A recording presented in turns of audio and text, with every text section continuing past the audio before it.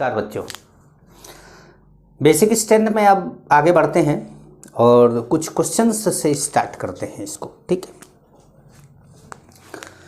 अब देखिए, अब बस ये बात ध्यान रखिएगा कि basic strength directly proportional to किसके है, केबी के।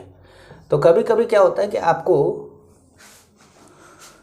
डिक्रीजिंग या इंक्रीजिंग ऑर्डर में केबी के बारे में बात कर देता है, या बेसिक स्ट्रेंथ जो है वो इन्वर्सली प्रोपोर्शनल टू है क्या, पी के बी के। तो अगर आपको पी के बी के बारे में बोले तो फिर बेसिक स्ट्रेंथ का ऑर्डर लिख के उसका उल्टा करना पड़ेगा आपको। जो भी बेसिक स्ट्रेंथ का ऑर्डर आएगा उसका आपको क्या करना पड़ेगा, रिवर्स करना पड़ेगा। ठीक, समझ पाए? तो चलिए एक क्वेश्चन करते हैं इस पे।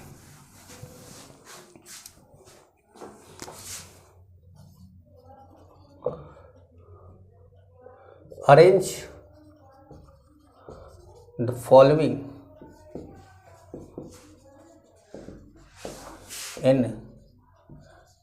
decreasing order of KB. Arrange the following in decreasing order of KB.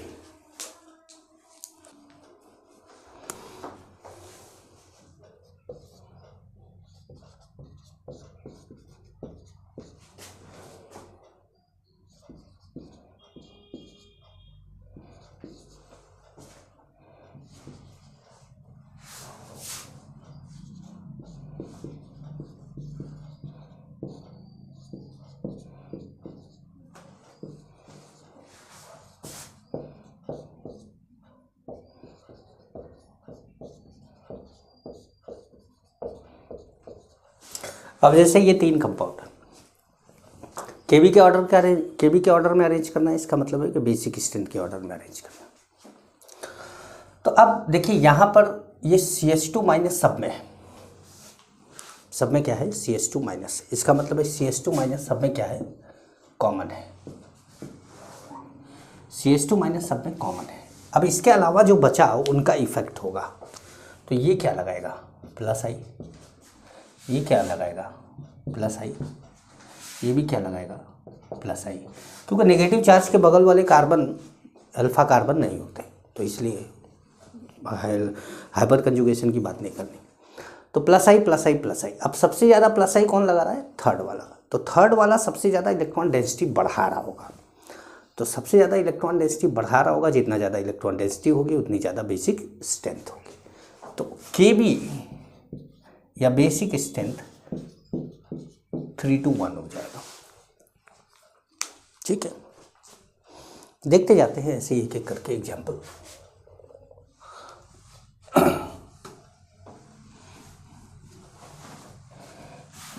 एक एक करके एग्जाम्पल ऐसे ही देखते जाते हैं, है ना।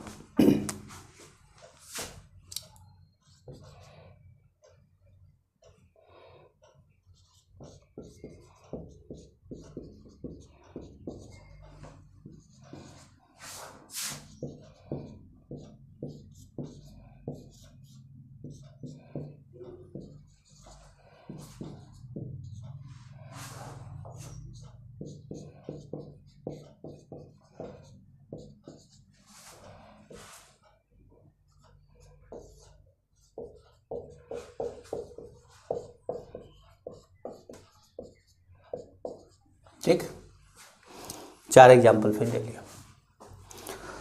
अब देखिए यहाँ पर ये जो नेगेटिव चार्ज है, ये नेगेटिव चार्ज ये कैसे है, ये रेजोनेंस स्टेबलाइज है। मतलब यहाँ पर क्या है, रेजोनेंस है। यहाँ पर क्या लग रहा है, प्लस आई, मतलब ये स्टेबल कर रहा है रेजोनेंस से। यहाँ पर भी क्या है, रेजोनेंस है।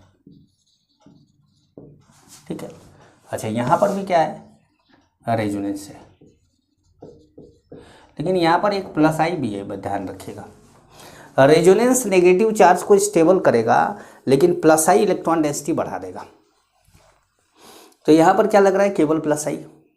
यहाँ पर रेजोनेंस स्टेबिलिटी बढ़ा रहा है, यहाँ पर रेजोनेंस स्टेबिलिटी बढ़ा रहा है, यहाँ पर रेजोनेंस प्लस आई, रेजोनेंस स्टेबिलिटी बढ़ा रहा है, लेकिन प्लस आई नेगेटिव चार्ज की स्टेबिलिटी को घटा रहा है। तो सबसे ज़्यादा जो केबी होगा वो तो फर्स्ट का होगा, इसके बाद फोर्थ का होगा। अब सेकंड एंड थर्ड में किसका बेसिक कैरेक्टर ज़्यादा होगा, मतलब जो ज़्यादा स्टेबल वो कम बेसिक। तो इसके 5 रेजोनेटिंग स्ट्रक्चर बनेंगे और इसके 2 रेजोनेटिंग स्ट्रक्चर बनेंगे। इसके 5 रेजोनेटिंग स्ट्रक्चर, इसके 2 रेजोनेटिंग स्ट्रक्चर। इन दोनों में स्टेबिलिटी की बात करें तो ये दोनों की स्टेबिलिटी लगभग बराबर होती है, लेकिन इसको ज़्यादा स्टेबल माना जाता है इससे, मतलब लगभग बराबर होती है पर इसको ज़्यादा स्टेबल माना जाता है इससे नॉर्मल केस में। जैसे कुछ फॉरेन राइटर की बुक में तो इसको ज़्यादा स्टेबल मान लेते हैं, लेकिन हमारा जो जितनी भी एनसीईआरटी या इंडियन बुक्स है जितनी भी, वो इसको स्टेबल ज़्यादा मानती है। तो अगर ये ज़्यादा स्टेबल है तो कम बेसिक है, तो इसका मतलब है कि थर्ड ज़्यादा बेसिक है किससे, सेकंड से। समझ पा रहे हैं? समझते रहिएगा बस।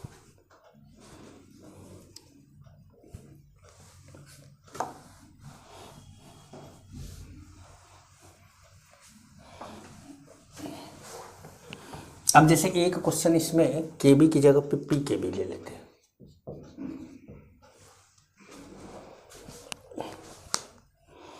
पी केबी करके देख लेते हैं।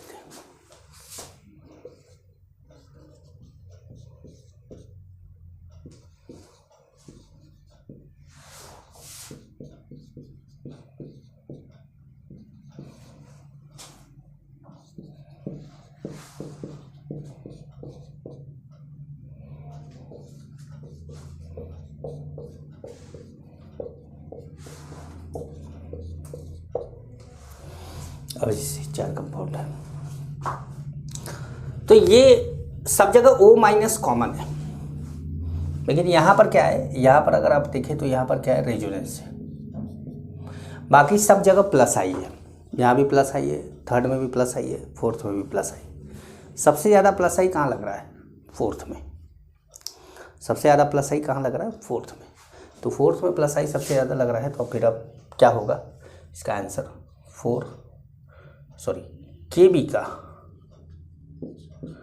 केबी का होगा क्या, 4 3 1 2। लेकिन पी केबी का क्या होता है, उल्टा होता है। तो ये हो जाएगा क्या, 2 1 3 4।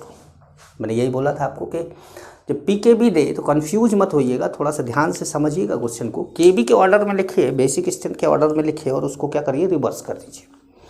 तो हमने क्या करा, इसको रिवर्स कर दिया। समझ पाए?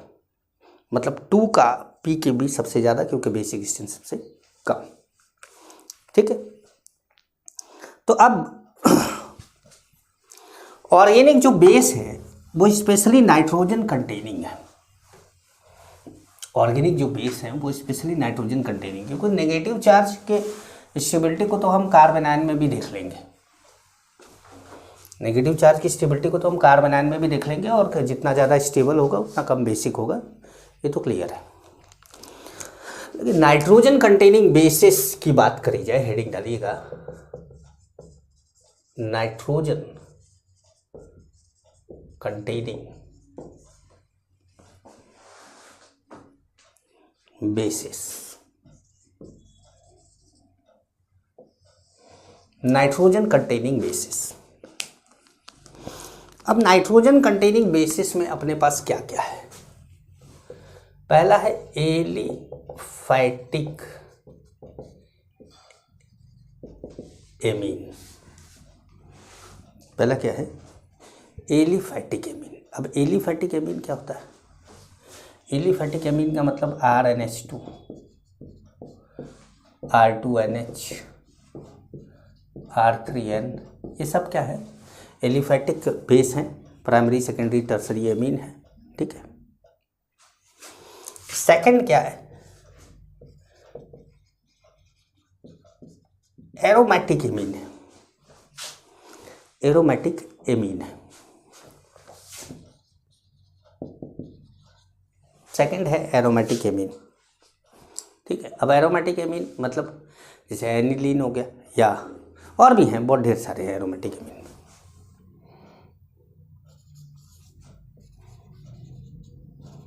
एमिडीन हम एमिडीन क्या होता है,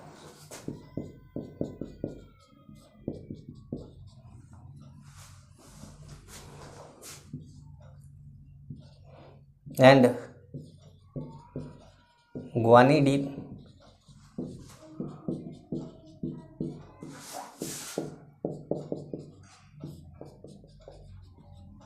एमिडीन ग्वानिडीन एक ही कैटेगरी में आते हैं, मतलब एमिडीन की कैटेगरी में ही ग्वानिडीन आता है। तो इसलिए हमें ग्वानिडीन लिखना यहाँ पर ज़रूरी अभी नहीं है, मैंने केवल लिख के बता दिया, ठीक है। तो अभी हम खाली इसको मिटा देते हैं। एमिडीन की कैटेगरी में ही ग्वानिडीन आता है। और चौथा है अमाइड। अमाइड कौन है, RCONH2, RCONH2, ठीक है। तो अगर हम बेसिक स्ट्रेंथ की बात करें, तो सबसे ज़्यादा कौन है, 3 है, फिर 1 है, फिर 2 है, फिर 4 है। मतलब सबसे ज़्यादा बेसिक कौन है इन चारों में। देखिए एलिफेटिक बेस के मतलब इनऑर्गेनिक बेस की बात नहीं कर रहे। इनऑर्गेनिक का सबसे वीक बेस NH4OH, इनऑर्गेनिक का सबसे वीक बेस भी इनसे स्ट्रांग है। मतलब इनका सबसे स्ट्रांग भी इनऑर्गेनिक के वीक से कंपेयर नहीं कर पाता। तो ये कंफर्म है, ये ध्यान रखिएगा। मतलब हम यहाँ पर इनऑर्गेनिक NH4OH NaOH इन सब के बात नहीं कर रहे, वो बहुत महान बेस है, वो बहुत बड़े बड़े बेस हैं, उनकी बात नहीं कर रहे। यहाँ पर छोटे छोटे बेसों की बात हो रही, मतलब यहाँ पर ऑर्गेनिक बेस की बात हो रही। तो एमिडीन सबसे स्ट्रांग, इन चारों कैटेगरी में सबसे स्ट्रांग एमिडीन माना जाता है। एमिडीन को सबसे स्ट्रांग बेस माना जाता है। एमिडीन, उसी में ग्वानिडीन भी आता है। उसके बाद 1 मतलब एलिफेटिक एमीन आता है। फिर एरोमेटिक एमीन आता है सेकंड। फिर अमाइड को वीकेस्ट बेस माना जाता है। अमाइड को मानते हैं कि वो क्या है, वीकेस्ट बेस है, ठीक है। इस बात का आप क्या करेंगे, ध्यान रखेंगे। तो हमारा सबसे पहला हेडिंग है एलिफेटिक एमीन। हम बात करेंगे सबसे पहले किसकी, एलिफेटिक एमीन की। हमारा पहला हेडिंग पड़ेगा एलिफेटिक एमीन। एलिफेटिक एमीन, ठीक है। जब हम एलिफेटिक एमीन ले लें, आपको दिखा लें, RNH2 ये प्राइमरी एमीन है,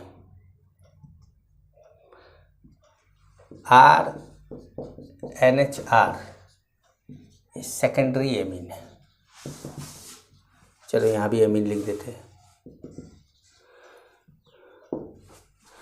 और RNRR ये टर्सरी एमीन है,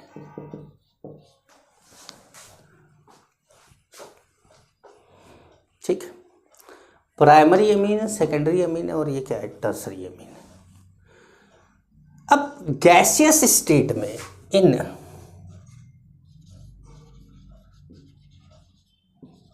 गैसियस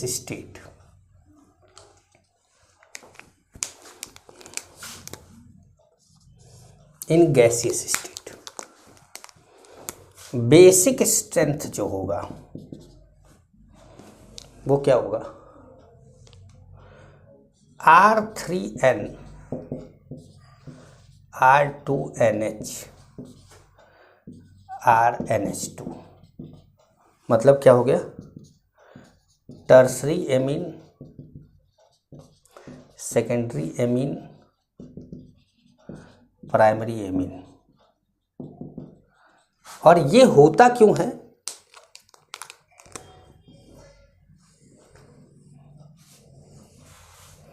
ये होता क्यों है, तो ये बोलेंगे due to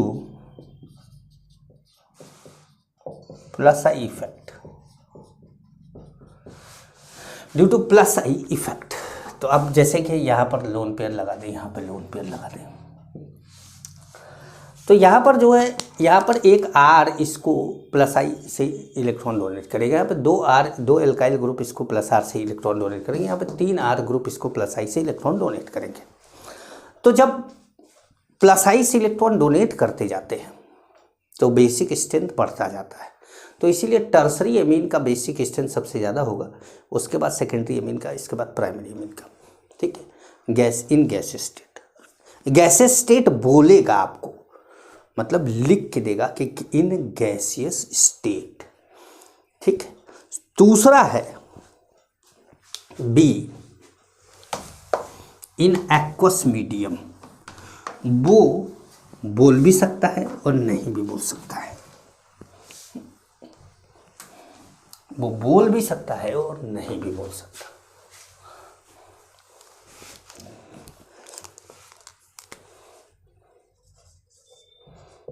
in aqueous medium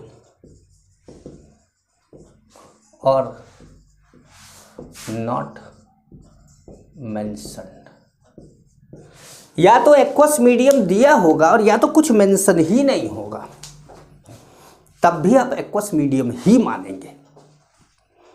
अगर कुछ नहीं दिया है तो भी एक्वस मीडियम मानेंगे, और एक्वस मीडियम दिया है तो एक्वस मीडियम मानेंगे। कुछ नहीं दिया है तो गैसेस स्टेट नहीं मानेंगे, गैसेस स्टेट बोला है तो ही गैसेस स्टेट मानेंगे, कुछ नहीं दिया है तो एक्वस मीडियम मानेंगे। एक्वस मीडियम मतलब पानी में डाला गया। तो इन एक्वस मीडियम, पहले ऑर्डर बताते हैं आपको, basic strength,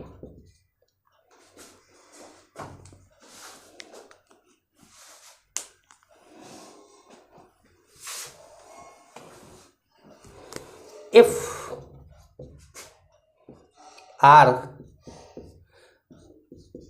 not methyl group, R क्या ना हो, मिथाइल ग्रुप ना हो, R मिथाइल ग्रुप ना हो, देन बेसिक स्ट्रेंथ क्या होगा, secondary amine, tertiary amine, primary amine. मतलब क्या हुआ, 231,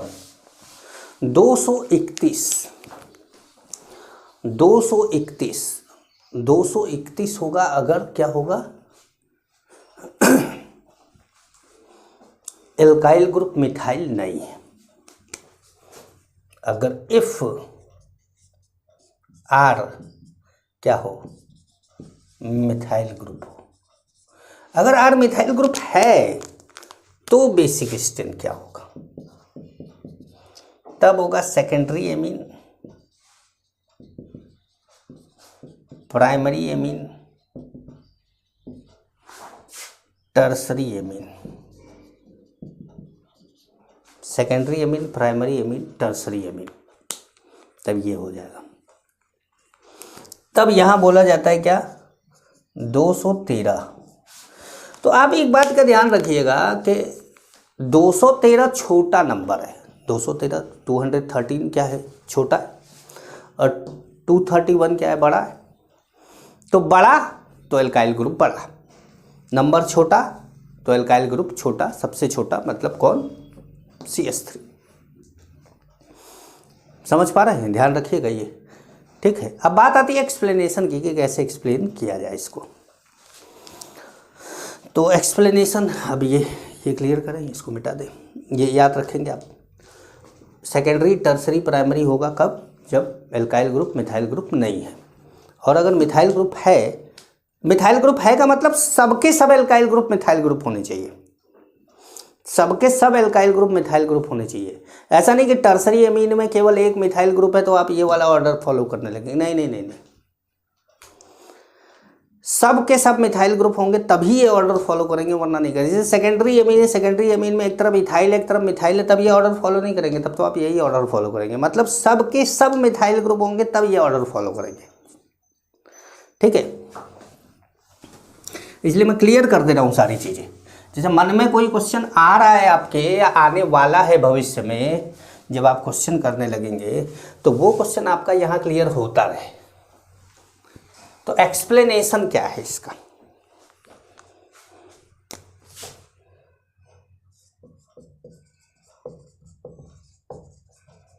एक्सप्लेनेशन क्या है इसका? इन aqueous medium, the basic strength of amine depends on following three factors. Following three factors. ठीक है, फॉलोइंग थ्री फैक्टर्स ऐसे डिवाइड कर देते भाई, जगह की जरूरत पड़ेगी अपन को। फर्स्ट फैक्टर है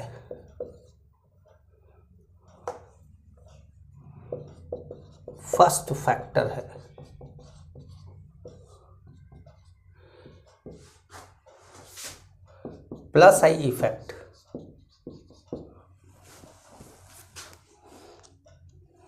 ठीक है, प्लस फर्स्ट फैक्टर क्या है? Plus I effect.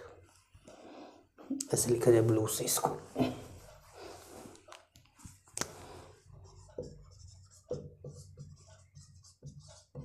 First factor क्या है? Plus I effect. Plus I effect कहता है कि बेसिक स्ट्रेंथ जो होगा वो किसका ज़्यादा होगा? वो N R R R. 3 plus I लग रहा है,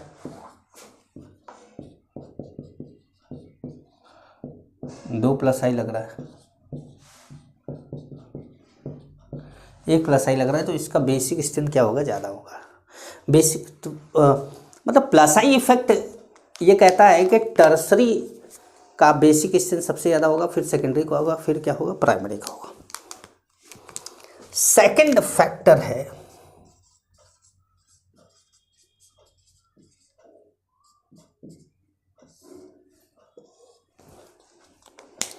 स्टेरिक हिंड्रेंस।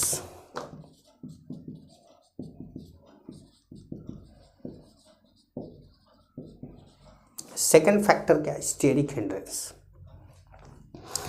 अब स्टेरिक हिंड्रेंस क्या है? स्टेरिक हिंड्रेंस है कि मान लीजिए कि जैसे टर्सरी है, टर्सरी के 3 आर ग्रुप है, तो ये तीनों आर ग्रुप लोन पेयर को घेर लेंगे ऐसे चारों तरफ से। जब लोन पेयर को चारों तरफ से घेर लेंगे तो लोन पेयर किसी और को डोनेट नहीं। जैसे आप जेब में से पैसा निकालने चाह रहे हो और कोई आपके घर का हाथ पकड़ लिया कि नहीं नहीं मत दो मत दो मत दो, तो ये क्या होगा? स्टेरिक हिंड्रेंस हो गया। तो स्टेरिक हिंड्रेंस रोक रहा है इसको, स्टेरिक हिंड्रेंस रोक रहा है। अब कितने लोग रोक रहे हैं इस पर डिपेंड कर। जैसे 3 लोग रोक रहे हैं, 3 लोग आपका हाथ पकड़ लिए कि नहीं मत दो, 2 लोग पकड़ लिए, 1 लोग पकड़ लिए, पकड़ ली नहीं पकड़ लिए, तो मतलब मैं घर में पहुंच जाता हूं अपने। तो कहने का मतलब है कि ऐसा हो रहा है अगर, तो उस केस में लोन पे डोनेट करना टर्सरी के लिए मुश्किल होगा। तो स्टेरिक हिंड्रेंस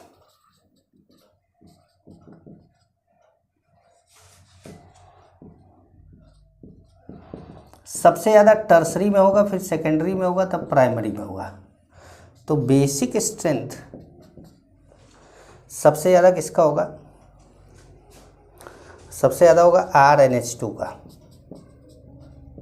फिर R2NH का, फिर R3N का, है ना? मतलब प्राइमरी का, सेकेंडरी का, टर्सरी का। तो अब देखो उल्टा कर दिया इसने। इंडक्टिव इफेक्ट ने बताया कि सबसे ज़्यादा बेसिक स्ट्रेंथ होना चाहिए टर्सरी का, और स्टेरिक हिंड्रेंस ने पलट दिया पूरा खेल ही, बोला कि बेसिक स्ट्रेंथ सबसे ज़्यादा होना चाहिए प्राइमरी का। ठीक है, अब आइए तीसरे फैक्टर पे।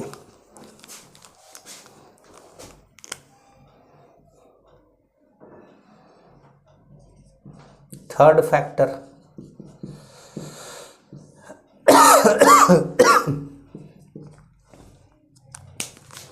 सॉल्वेशन और हाइड्रेशन।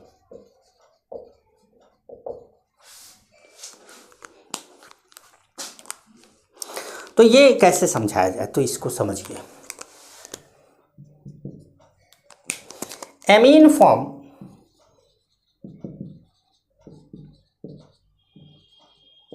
हाइड्रोजन बॉन्ड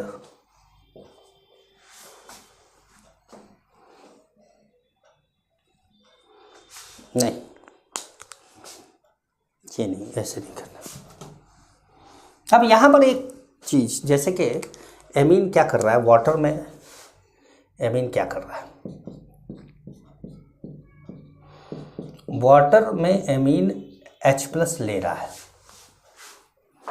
वाटर में एमीन क्या कर रहा है, H+ ले रहा है, और H+ लेकर ऐसे बन जा रहा है।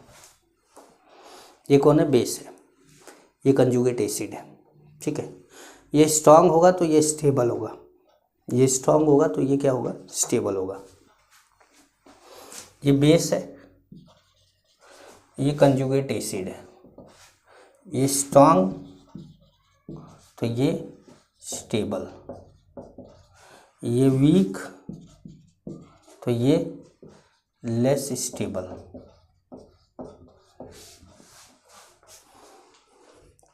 ये वीक तो लेस स्टेबल, ठीक है। अब conjugate acid of amine form hydrogen bond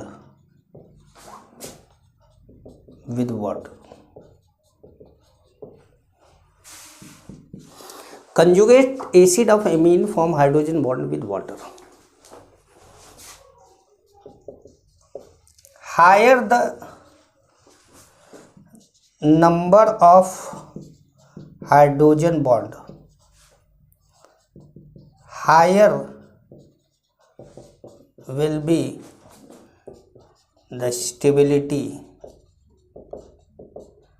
of conjugate acid।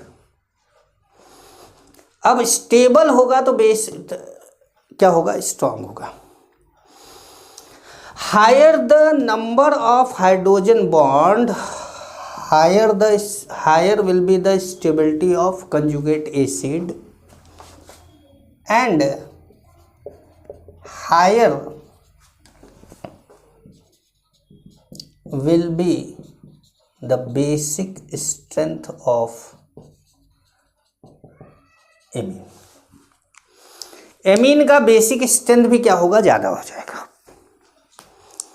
Amine का बेसिक स्ट्रेंथ भी ज़्यादा हो जाएगा। तो अब इस बात को समझने के लिए देखिए, यहाँ पर मैं मिटाने जा रहा हूँ, इन दो चीज़ों को याद रखिएगा, या तो कॉपी में आपने नोट कर लिया होगा, उसको देखिएगा। इंडक्टिव इफेक्ट कहता है कि 3-2-1 है, और स्टेरिक हिंड्रेंस कहता है कि 1-2-3 है। अब ये क्या कहता है, देखते हैं।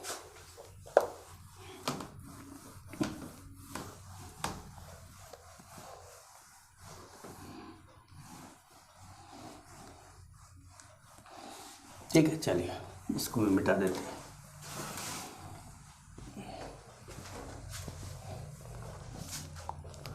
तो अब यहां पर अब जब ये बेसिक स्ट्रेंथ हाइड्रोजन बॉन्ड पे डिपेंड करने लगा, तो जब प्राइमरी एमीन बनाता है, प्राइमरी एमीन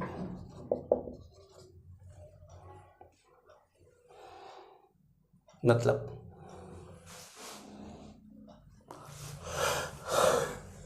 एमीन तो चल ही रहा है, प्राइमरी एमीन लिखना जरूरी नहीं। NH2 जब H+ लेता है तो बनाता है RNH3+, ये प्राइमरी है, ठीक है। अब ये जो है वो वाटर में बनाता है RNH+, OH,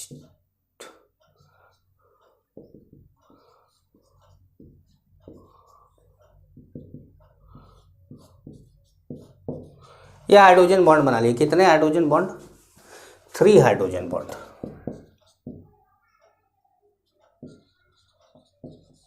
इसने क्या बनाया? 3 हाइड्रोजन बॉन्ड बनाया। ठीक है, इसको थोड़ा सा इसको भी मिटा देते हैं, थर्ड फैक्टर को।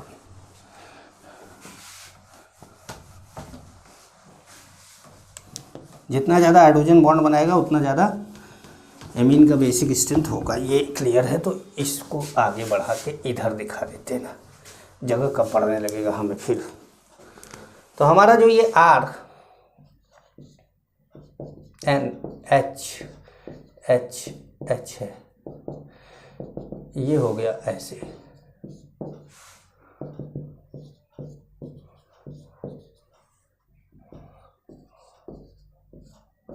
यस, 3 हाइड्रोजन बॉन्ड बनाया, 3 हाइड्रोजन बॉन्ड बनाया। ठीक है, जब हमने सेकेंडरी एमीन लिया RNH R और ये H+ लिया, तो इसने बनाया RNH2 R। और जब ये वाटर में हाइड्रोजन बॉन्ड बनाया तो इसने बनाया R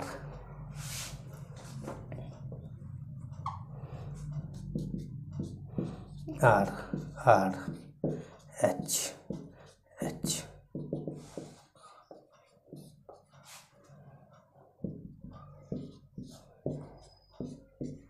तो यहां बना गया 2 हाइड्रोजन बॉन्ड। और जब टर्सरी ने बनाया, टर्सरी ने बनाया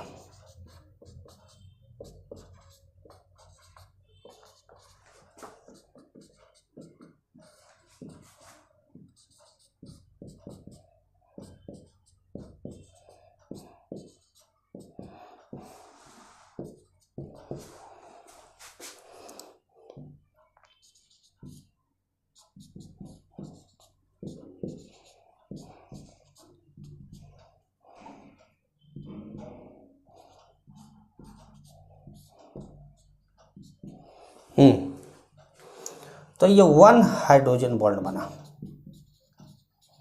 तो अब आप देखिए सबसे ज्यादा स्टेबल कौन हुआ? प्राइमरी का कंजुगेट एसिड। इसका मतलब है कि प्राइमरी को सबसे ज्यादा होना चाहिए। इंडक्टिव इफेक्ट कहता है कि सबसे ज्यादा टर्सरी को होना चाहिए। स्टेरिक हिंड्रेंस कहता है सबसे ज्यादा प्राइमरी को होना चाहिए। मतलब 2 फैक्टर कहते हैं कि सबसे ज्यादा प्राइमरी को होना चाहिए, 1 फैक्टर कहता है कि सबसे ज्यादा टर्सरी होना चाहिए। ठीक है, ठीक है। लेकिन अगर आप सेकेंडरी को देखें तो सेकेंडरी एमीन में स्टेरिक हिंड्रेंस भी कम है और हाइड्रोजन बॉन्ड भी ज़्यादा है। मतलब 2 हाइड्रोजन बॉन्ड भी है और क्या है, स्टेरिक हिंड्रेंस भी क्या है, कम है। और इंडक्टिव इफेक्ट भी ठीक ठाक है, ज़्यादा है। तो इसीलिए सबसे ज़्यादा सेकेंडरी को रखा जाता है। यही कारण है कि सेकेंडरी को सबसे ज़्यादा रखा जाता है। ठीक है। और जब एल्काइल ग्रुप बढ़ता है, सेकेंडरी तो सबसे आगे आ गया, चाहे मिथाइल हो चाहे एल्काइल कोई भी हो, लेकिन जब एल्काइल ग्रुप का साइज बढ़ता है तो इंडक्टिव इफेक्ट बढ़ता है। तो इसीलिए सेकेंडरी के बाद टर्सरी और टर्सरी के बाद प्राइमरी आ जाता है अदर एल्काइल ग्रुप में। और जब एल्काइल ग्रुप का साइज घटता है, जब मिथाइल हो जाता है, तो इंडक्टिव इफेक्ट कम हो जाता है। तो इंडक्टिव इफेक्ट कम हो जाता है तो इसीलिए फिर सेकेंडरी के बाद आ जाता है प्राइमरी और प्राइमरी के बाद आता है टर्सरी। ये होता है मिथाइल ग्रुप में। बाकी एल्काइल ग्रुप में आ जाता है सेकेंडरी, टर्सरी, प्राइमरी, मतलब 231। और मिथाइल ग्रुप में आ जाता है सेकेंडरी, प्राइमरी, टर्सरी। तो समझा मैंने दिया आपको कि कैसे कैसे होगा। एक्सपेरिमेंटल ऑर्डर वही है कि बाकी सब एमीन, एलिफेटिक एमीन के लिए 231 और मिथाइल अगर एमीन है तो क्या होगा 213। बाकी सब के लिए 231 और मिथाइल वाले के लिए क्या होगा 213।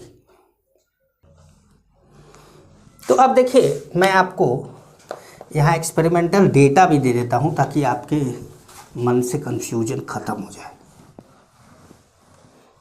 एक्सपेरिमेंटल डेटा भी मैं आपको दे देता हूँ।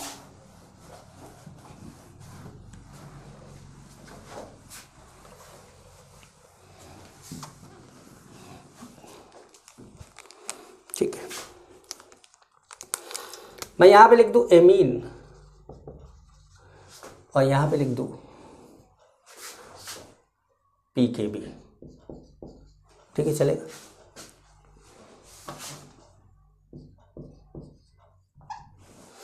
एमीन पीकेबी, तो अब जैसे मैं एक एक एमीन लिखता जा रहा हूँ, C2H5 thrice N, C2H5 twice NH, C2H5 NH2, CS3 thrice N, CS3 twice NH, CS3 NH2, ये है।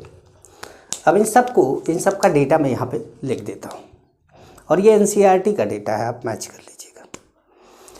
3.25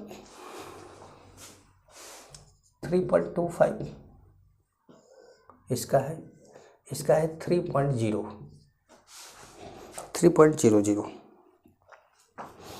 और मिथाइल एमीन का है 3.29, मतलब इथाइल का 3.29। टर्सरी का है 4.22,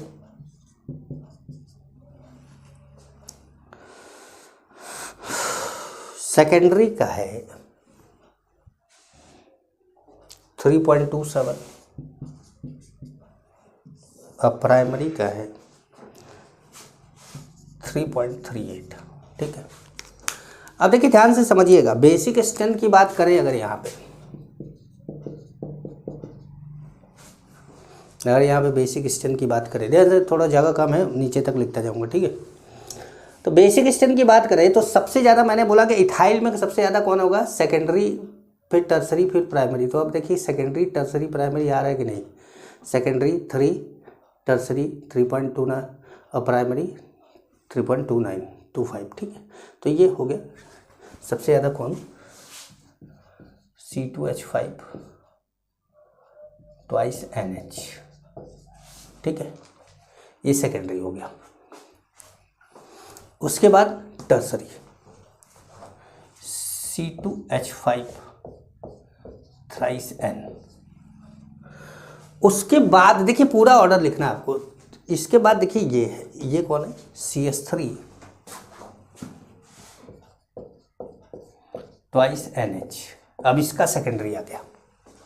इसका मतलब है कि इथाइल के टर्सरी से भी मिथाइल का सेकेंडरी वीकर बेस है, ये आ गया।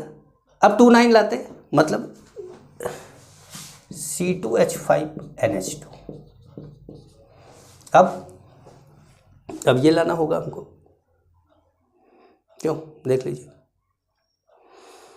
C2H5 NH2 क्या था, ये था 3.29। अब 3.29 से ज़्यादा कौन है, 3.38 है, CS3 NH2।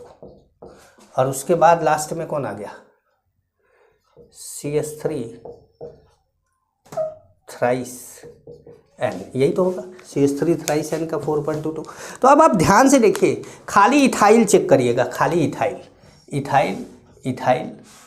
और इथाइल, खाली इथाइल चेक करिए तो देखिए क्या आता है, 231 आया। अब मिथाइल चेक करिए, देखिए क्या आया, 213 आया। तो यही मैं कह रहा था कि इसी तरीके से आपको याद करना होगा। जब आप इसको याद कर लेंगे तो कोई दिक्कत आपको नहीं आएगा, किसी प्रकार की परेशानी नहीं आएगी, ठीक है, समझ पा रहे हैं। तो चलिए आगे बढ़ते हैं, कुछ क्वेश्चन कराते हैं इस पे। ये तो हमारा एलिफेटिक एमीन था।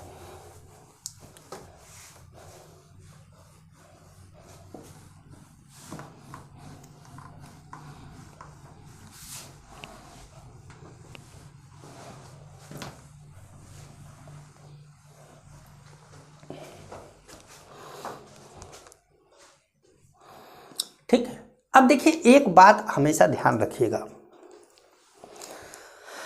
अगर लोन पेयर या नेगेटिव चार्ज लोकलाइज्ड है, लोकलाइज्ड लोन पेयर और negative charge are more basic than delocalised.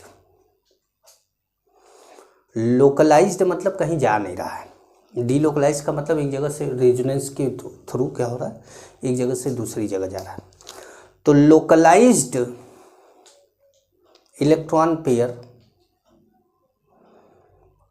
Are responsible for higher basicity than delocalised electron pair. ये बात लिख लीजिएगा। Localised electron pairs are responsible for higher basic strength than delocalised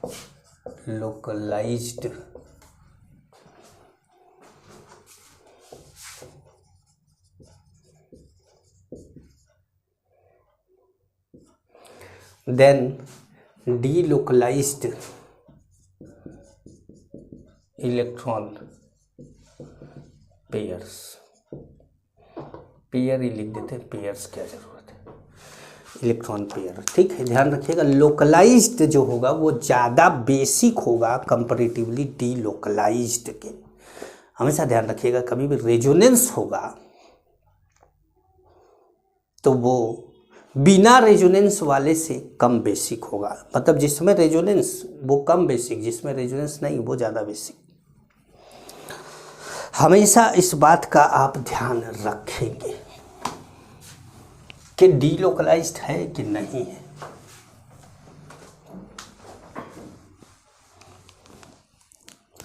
question लेते हैं। Arrange the following in decreasing order of basic strength. Arrange the following in decreasing order of basic strength. पहला,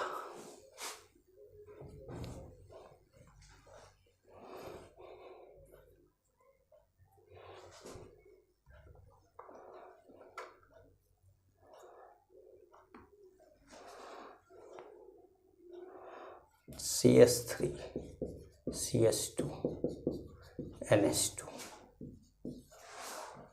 CS2 NH2 CS2 CH2 CH2 NH2। देखिए भैया, यहाँ पर हर जगह पर nitrogen के पास लोन पेयर है कि नहीं। देखिए यहाँ पे लोन पेयर कहीं जा रहा है क्या, उड़ के? नहीं। तो ये लोन पेयर लोकलाइज्ड है। यहाँ लोन पेयर उड़ के जा रहा है, तो ये लोन पेयर क्या है, डीलोकलाइज्ड है। यहाँ भी लोन पेयर कहीं नहीं जा रहा, यहाँ भी लोन पेयर, क्योंकि देखिए 2 सिग्मा बॉन्ड का गैप है तब ये है, तो यहाँ भी लोन पेयर नहीं जा रहा है। तो ये कैसा है, ये लोकलाइज्ड है। ये लोन पेयर कैसा है, ये लोकलाइज्ड है। अभी मैंने एक बार लोकलाइज्ड डीलोकलाइज्ड लिख दिया, हर बार मैं लिखूंगा नहीं, जगह इतना नहीं रहता अपने पास, लेकिन मैं बोलूँगा हमेशा। ठीक है, तो अब देखिए यहाँ तो डीलोकलाइज्ड है। अब ये क्या लगा रहा है, ये क्या लगा रहा है, तो ये लगा रहा है प्लस आई। अब ये क्या लगा रहा है, तो ये लगा रहा होगा माइनस आई, या लगा रहा होगा प्लस आई। चलो NH2 पर लगा रहा होगा प्लस आई, लेकिन यहाँ पर क्या है, हायर प्लस आई। यहाँ पर क्या हो गया, लोअर प्लस आई। और यहाँ पे तो क्या हो गया, डीलोकलाइज्ड। अब डीलोकलाइज्ड तो हमेशा बेसिक स्ट्रेंथ की बात करें, अगर बेसिक स्ट्रेंथ की बात करें तो क्या होगा, पहले लोकलाइज्ड लाएंगे, देन क्या करेंगे, डीलोकलाइज्ड लाएंगे। ठीक है, तो हमेशा इस बात का ध्यान रखना है कि आप बेसिक स्ट्रेंथ में पहले लोकलाइज, तो लोकलाइज को कंपेयर कर लो, फिर डीलोकलाइज को लेकर आओ। तो लोकलाइज ये है, तो पहले आएगा 1 और फिर आएगा 3 और तब आएगा कौन, 2। ठीक है, तो हमें क्या देखना चाहिए ऐसा, मतलब हमारा टारगेट क्या होना चाहिए। हमको जब क्वेश्चन मिलता है बेसिक स्ट्रेंथ का तो हमको क्या देखना चाहिए कि सर हमको कुछ आइडिया दे दीजिए इसका, या एक क्वेश्चन और करा देता हूँ, आइडिया ज़्यादा मज़ेदार लगेगा आपको। तो चलिए एक क्वेश्चन और करा देते हैं आपको, एक क्वेश्चन और करा देते हैं, तब थोड़ा आइडिया में जान आ जाएगी।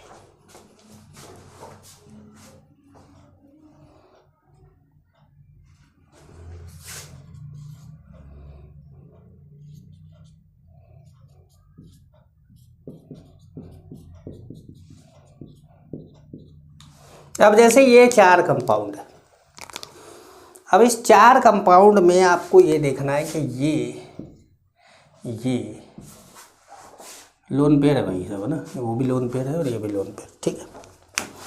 अब देखिए क्या ये डीलोकलाइज हो रहा है, तो ये डीलोकलाइज नहीं हो रहा है, तो यहाँ आप लिखेंगे क्या, लोकलाइज्ड। चौथे में क्या लिखेंगे, लोकलाइज्ड। क्या ये हो रहा है, नहीं, लोकलाइज्ड। क्या ये हो रहा है, तो आपको लगेगा नहीं सर। अब देखिए सिग्मा के बाद पाई होता है ना, लोन पेयर सिग्मा पाई, तब डीलोकलाइज होता है। ये भी कैसा है, ये भी अभी लोकलाइज्ड है भाई, इसको लिख देते हैं, नया टाइप का था। और ये कैसा है, ये डीलोकलाइज्ड है, थोड़ी देर पहले बताया था डीलोकलाइज्ड है। तो डीलोकलाइज को कर दो साइड, क्योंकि वो सबसे पीछे जाने वाला है। अब सबसे आगे बना वाला है लोकलाइज्ड। तो लोकलाइज्ड जितने हैं उसमें ये क्या लगा रहा है, प्लस आई, ये क्या लगा रहा है, माइनस आई। यहाँ पर क्या है, sp2 हाइब्रिडाइज्ड है। ये कैसा है, ये sp3 हाइब्रिडाइज्ड है, ये sp3 हाइब्रिडाइज्ड है। अब वो कैसा है, ये तो डीलोकलाइज्ड है। बड़ा खतरनाक हो गया ना। देखिए कितने कॉन्सेप्ट घुसे इसके अंदर, कितने कॉन्सेप्ट घुसे। तो आइए अब ऑर्डर देखते हैं। तो सबसे ज़्यादा जो बेसिक स्ट्रेंथ है वो होगा 1 का, फिर 4 का, फिर 2 का, 3 का। 3 तो सबसे पीछे जाना, ये तो क्लियर था। 1 सबसे आगे आना है, ये भी क्लियर था। अब माइनस आई है, यहाँ पर sp2 हाइब्रिडाइज्ड है। देखिए ये माइनस आई से इलेक्ट्रॉन खींचेगा, लेकिन sp2 hybridised nitrogen is more electronegative than sp3 hybridised nitrogen. तो जब sp2 हाइब्रिडाइज्ड नाइट्रोजन होगा तो वो इलेक्ट्रॉन रखना चाहेगा, ना कि देना चाहेगा, तो इसलिए उसकी बेसिक स्ट्रेंथ कम हो जाएगी। डीलोकलाइज्ड से ज़्यादा होगी, लेकिन लोकलाइज्ड में कम हो जाएगी, लोकलाइज्ड में कम हो जाएगी।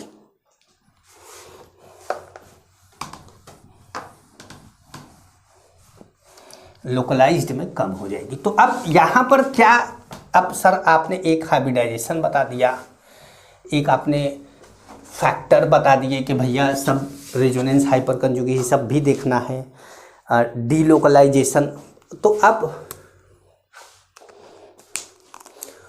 What's the priority of factors to decide the basic strength, what's the priority of factors.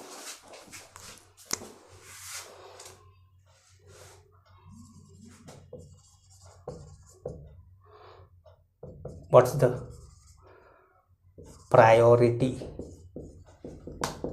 of factors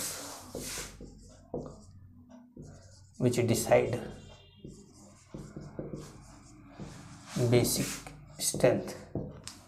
क्या प्रायोरिटी है फैक्टर का? Answer first priority.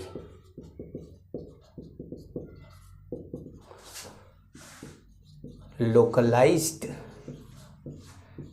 Delocalised. Second priority. अगली प्रायोरिटी क्या है? मतलब आपने लोकलाइज्ड डीलोकलाइज्ड देख लिया, अब क्या देखें? अगर मान लो कई लोकलाइज्ड है या कई डीलोकलाइज्ड है तो क्या देखें? तो आप देखिए हाइब्रिडाइजेशन। हाइब्रिडाइजेशन, तो यहाँ पे हाइब्रिडाइजेशन में क्या है कि बेसिक स्ट्रेंथ जो होगा वो सबसे ज़्यादा किसका होगा? sp3 नाइट्रोजन का, देन sp2 नाइट्रोजन का, देन sp नाइट्रोजन का। अब ऑक्सीजन आए तो ऑक्सीजन भी बोल सकते हैं, ऐसा नहीं है कि केवल नाइट्रोजन। यहाँ तो नाइट्रोजन कंटेनिंग कंपाउंड चल रहा था इसलिए बोल दिया। थर्ड प्रायोरिटी क्या है? थर्ड प्रायोरिटी है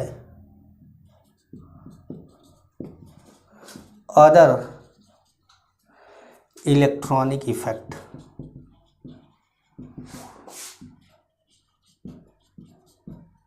like inductive effect,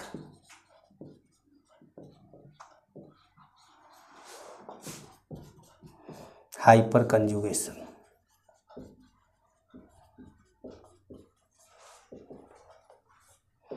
mesomeric effect.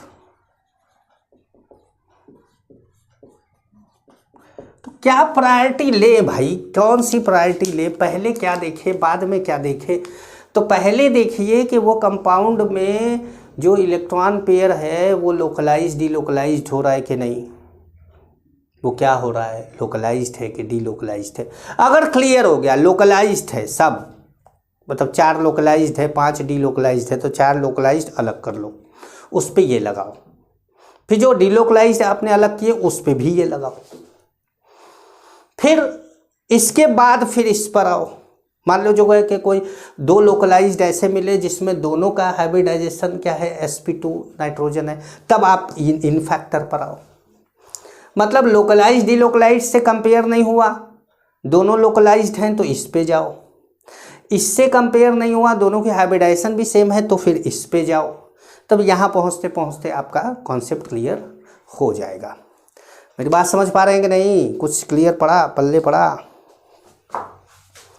Priority other electronic effect. तो ये अदर इलेक्ट्रॉनिक इफेक्ट में भी याद रखिएगा, फॉर एलिफैटिक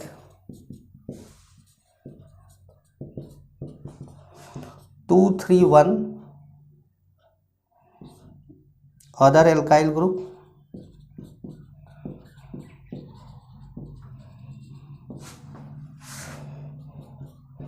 2 1 3 मिथाइल ग्रुप। ये सब देखने के बाद अगर आप ये देख लेते, ये देख लेते, यहाँ आते तो ये जो फैक्टर देख रहे हैं आप, इंडक्टिव इफेक्ट और ये सब, तो ज़्यादा इंडक्टिव इफेक्ट लग रहा है कि कम इंडक्टिव इफेक्ट लग रहा है, ये सब तभी देखिएगा जब आप ये ऑर्डर फॉलो कर रहे हैं। एलिफैटिक एमीन में ये ध्यान रखिएगा कि 3 इंडक्टिव इफेक्ट लग रहा है एक जगह पे 2 इंडक्टिव इफेक्ट लग रहा है, तो 2 वाला ज़्यादा बेसिक होगा, क्योंकि हमने ये ऑर्डर एक्सपेरिमेंटली बताया आपको कि एक्सपेरिमेंटल डेटा से, मैंने आपको डेटा भी लिखवाया। तो ये ध्यान रखिएगा, इसका बड़ा काम रहेगा भाई आपके जीवन में।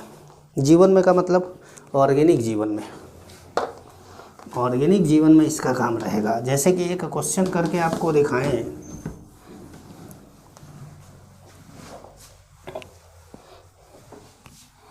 तो आपको थोड़ा समझ में आए। एक क्वेश्चन करके दिखाएं, अरेंज वही डिक्रीजिंग ऑर्डर ऑफ, है ना, ठीक है। अब जैसे मैंने ले लिया एक कंपाउंड,